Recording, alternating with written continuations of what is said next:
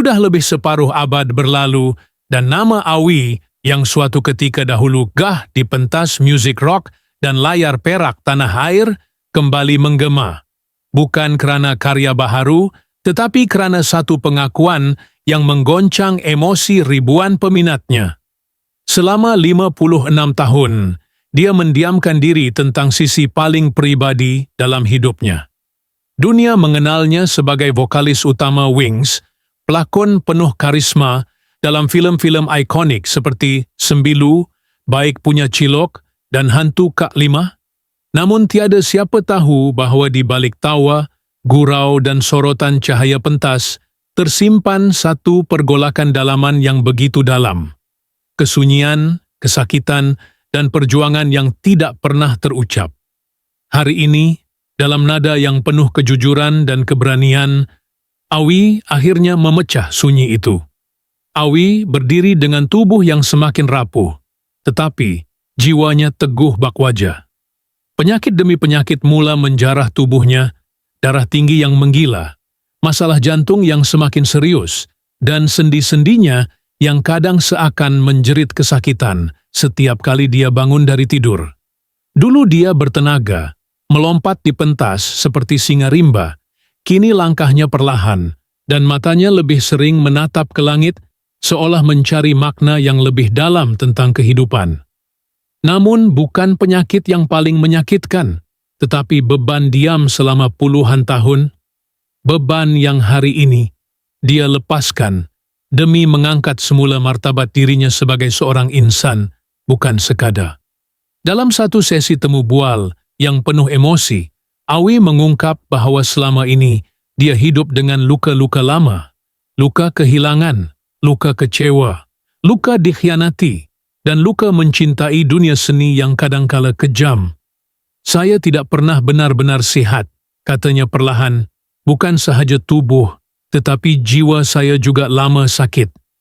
Kata-kata itu membuatkan bilik menjadi senyap, seolah-olah masa berhenti. Peminat yang mendengarnya mula memahami bahawa bintang pujaan mereka bukanlah manusia kebal seperti yang mereka sangkakan. Di sebalik kekuatan suaranya yang menggegarkan stadium, rupanya ada seorang lelaki yang selama ini menanggung beban sunyi sendirian. Namun, pengakuan Awi bukan tentang kelemahan. Ia adalah lambang kekuatan. Ia adalah simbol kepada ketabahan seorang anak seni yang memilih untuk bertahan dalam dunia yang penuh pujian palsu dan cinta yang bersyarat. Pengakuannya telah membuka mata banyak pihak bahawa selebriti juga manusia biasa, berdarah, beremosi, dan bisa rebah. Awi tidak meminta simpati, tetapi dia mahu memberi inspirasi. Dia mahu orang tahu bahawa tidak salah untuk jatuh, tidak hina untuk mengaku lemah, dan paling penting, tidak terlambat untuk mula bercakap. Bercakap tentang kebenaran yang selama ini dikurung dalam dada. Dia juga menceritakan bagaimana setiap malam kini menjadi pertempuran. Nafas yang pendek, dada yang sesak, sendi yang membengkak, semuanya menjadi rutin hariannya. Tetapi yang paling mencengkam, katanya, adalah ketakutan akan hilangnya suara, anugerah terbesar dalam hidupnya. Jika satu hari nanti suara saya hilang, katanya sambil menunduk, saya mahu orang ingat, bukan suara saya yang penting, tetapi perjuangan saya. Kata-kata itu tidak hanya menyentuh, tetapi menggugah hati sesiapa yang mendengarnya. Ia menjadi manifestasi keberanian seorang lelaki yang telah melalui segala badai dan masih mampu berdiri dengan kepala tegak. Peminatnya mula menulis surat, menghantar doa, dan menzahirkan sokongan tidak berbelah bagi. Mereka tahu bahawa Awi bukan sekadar legenda musik. Dia kini menjadi simbol harapan, simbol bahawa walaupun hidup ini getir, manusia tetap punya kuasa untuk memilih untuk bangkit, memilih untuk bersuara, memilih untuk hidup dengan jujur. Dan dalam usia 56 tahun ini, Awi memilih untuk hidup dengan sepenuhnya, walaupun tubuhnya semakin dimamah waktu. Dalam setiap detik temu bualnya, dalam setiap patah kata yang keluar dari bibirnya, yang semakin lesu, terselit kekuatan yang sukar digambarkan. Ia bukan kekuatan fizikal, tetapi kekuatan jiwa. Kekuatan seorang lelaki yang pernah berada di puncak dunia, terjatuh ke lembah sunyi, dan kini bangkit semula sebagai seorang insan yang lebih benar, lebih dalam, lebih dihargai. Suaranya, walaupun tidak sekuat dulu, kini lebih bermakna. Kerana ia tidak lagi menyanyi semata-mata untuk menghibur, tetapi untuk menyampaikan makna keberanian, makna ketabahan, makna menjadi manusia sebenar. Hari-hari selepas pengakuannya menjadi titik tolak yang mengubah lanskap hidup Awie. Peminat lama yang pernah memujanya dalam era sembilu dan generasi baharu yang hanya mengenal namanya dari media sosial, kini berpaling semula kepadanya dengan rasa hormat yang lebih mendalam. Mereka tidak lagi melihat Awie semata-mata sebagai penyanyi rock atau pelakon popular, tetapi sebagai seorang pejuang sunyi yang memilih untuk bangkit, walaupun tubuhnya kian dimamah usia dan penyakit. Dalam diam, Awie mula memperlahankan rentak hidupnya. Jadual seninya yang dahulunya padat mula kosong sedikit demi sedikit. Bukan kerana dia mahu mengundurkan diri, tetapi kerana dia kini memilih untuk memberi ruang kepada dirinya. Ruang untuk menyembuh, ruang untuk merenung, dan ruang untuk bersyukur. Dia tidak mahu terus berlari dalam gelap seperti dahulu. Kita tak boleh terus berpura-pura gagah kalau hakikatnya kita sudah letih, katanya dalam satu majlis tertutup bersama peminat terpilih. Dalam majlis itu, Awie berdiri dengan tongkat kecil yang menemaninya sejak beberapa bulan lalu. Jalannya tidak lagi tegap, tetapi suaranya masih tegas.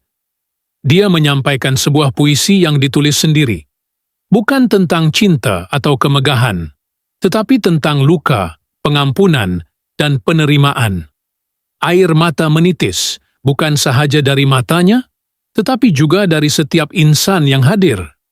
Mereka tahu, ini bukan sekadar kata-kata terakhir dari seorang legenda, tetapi warisan jiwa yang sedang dilakarkan dengan tinta paling ikhlas.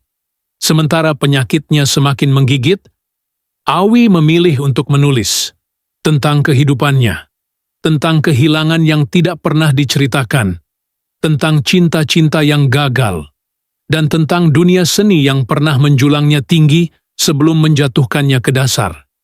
Naskah itu, katanya, bukan untuk mengutuk sesiapa, tetapi sebagai cermin buat generasi baharu, agar mereka tahu bahwa dunia ini tidak selalu adil, tetapi masih ada cara untuk bertahan dengan marwah. Keluarganya, yang dahulu menjadi saksi senyap kepada penderitaan Awie, kini tampil lebih dekat. Hubungan yang sebelum ini renggang kerana jadual padat dan tekanan hidup perlahan-lahan kembali erat. Anaknya mula duduk di sisi, mendengar cerita-cerita lama yang tidak pernah sempat diceritakan. Istrinya memeluknya lebih kerap, seolah faham bahawa setiap saat kini adalah hadiah. Dan Awie, yang pernah takut untuk kelihatan lemah di hadapan keluarganya, kini tidak lagi malu. Dia tahu, keberanian sebenar bukan terletak pada keupayaan untuk sembunyi, tetapi dalam kesediaan untuk menunjukkan diri yang sebenar. Namun begitu, bukan semua hari dipenuhi cahaya. Ada ketika Awie termenung lama di tepi jendela, memerhati langit senja yang semakin merunduk. Dia tahu waktunya mungkin tidak panjang, tetapi dia juga tahu bahawa hidup yang berkualiti tidak diukur pada panjangnya masa, tetapi pada kedalaman makna. Dia pernah kehilangan suara untuk seketika, satu trauma besar dalam hidupnya. Tetapi itu juga menjadi titik kesedaran bahawa manusia harus belajar melepaskan. Dalam satu dokumentari yang bakal ditayangkan tidak lama lagi, Awie berkongsi sisi hidupnya yang belum pernah didedahkan. Dari kegemilangan Wings ke jatuh bangun dunia perfilman. Dari kesunyian seorang selebriti ke ketenangan seorang insan biasa. Rakaman itu memaparkan detik-detik pribadi. Awie bersendirian di studio lama. menyentuh mikrofon yang pernah menyaksikan kegemilangannya. Awi membelek surat lama peminat, dan Awi menatap cermin, berbisik sesuatu yang hanya dia faham. Dokumentari itu, kata pengarahnya, bukan sekadar film, tetapi sebuah jiwa yang dipinjam dari seorang manusia yang telah banyak memberi, tetapi jarang meminta. Kini, walau tubuhnya semakin melemah, suara Awie semakin lantang, bukan dalam bentuk nyanyian, tetapi dalam bentuk warisan jiwa. Dia tidak lagi takut kepada kesakitan, tidak lagi takut kepada perpisahan. Apa yang lebih penting baginya kini adalah bagaimana dia dikenang. Bukan sebagai bintang yang jatuh, tetapi sebagai cahaya yang terus menyala, walaupun dalam gelap. Peminat di seluruh negara mula menulis artikel penghormatan, menganjurkan malam penghargaan, dan menghidupkan semula lagu-lagu lamanya dalam bentuk baharu. Anak-anak muda mula mengenal lagu Taman Rashidah Utama bukan hanya sebagai balada cinta, tetapi sebagai lambang ketulusan. Lagu sejati kembali bergema di radio, bukan kerana nostalgia semata-mata, tetapi kerana mesejnya kini lebih bermakna dari sebelumnya. Dan Awi, walau tidak lagi mampu berdiri lama, duduk dengan bangga dalam setiap hati yang pernah disentuh oleh seninya. Kerana inilah legasi sebenar Awi, bukan hanya pada nota tinggi atau adegan ikonik, tetapi pada keberanian untuk jujur, untuk rapuh, dan untuk mencintai kehidupan, walau dalam kepayahan. Dan walaupun masa bergerak tanpa henti, nama Awi akan tetap terukir dalam sejarah seni tanah air, bukan sebagai bintang yang hanya bersinar di pentas, tetapi sebagai manusia yang bersinar dalam kegelapan sunyinya sendiri.